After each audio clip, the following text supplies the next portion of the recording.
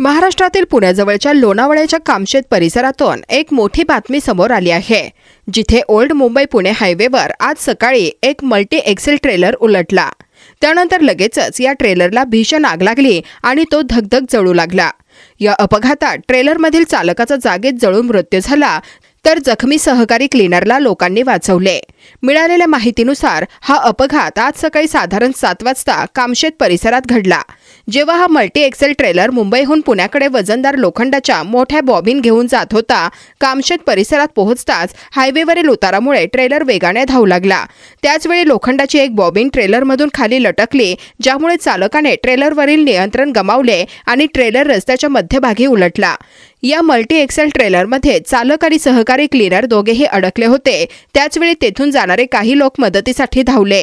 त्याचवेळी ट्रेलरच्या डिझेल टाकीतून काही डिझेल बॅटरीच्या वायरवर पडले आणि क्षणार्धात ट्रेलरला भीषण आग लागली।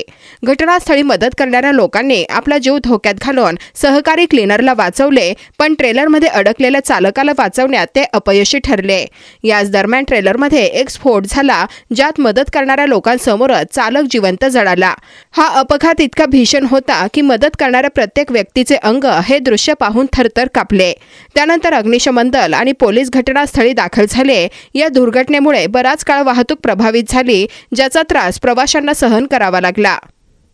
मैं बंबई से पुणे लोड करके आ रहा था गाड़ी। मेरे सामने एक कंटेनर चल रहा था, मैं उसके पीछे था, तो अचानक से वो बारी बारी रोल था उसमें गाड़ी में, तो अचानक से उसका पीछे वाला रोल का वायर टूट गया, साकड़ी टूट गया और वो गाड़ी कंफर्टेबल हो गया, मतलब वो बैलेंस नहीं हो पा रहा था। इसलिए वजह से गाड़ी चालक था वो उससे नियंत्रण हट गया, तो गाड़ी डिवाइडर पे चढ़ गया और पलटी हो गया। और पलटी होने के बाद क्या हुआ, जो पीछे वाला रोल था ना, वो गाड़ी से ऊपर से गुजर गया और गाड़ी पूरा दबने के बाद वो अंदर दब गया ड्राइवर। हमने पूरा प्रयास किया उसको बाहर निकलने का, गाड़ी से रस्सी बांधने को, खींचने का पूरा प्रयास किया, लेकिन वो हमसे एक ही बच पाया और दूसरा को हम नहीं बचा पाए उसको। तो दूसरा अंदर ही अंदर जल के वो खाक हो गया, उसका हड्डी भी ऐसा मिट्टी में समेट नहीं पाए हम।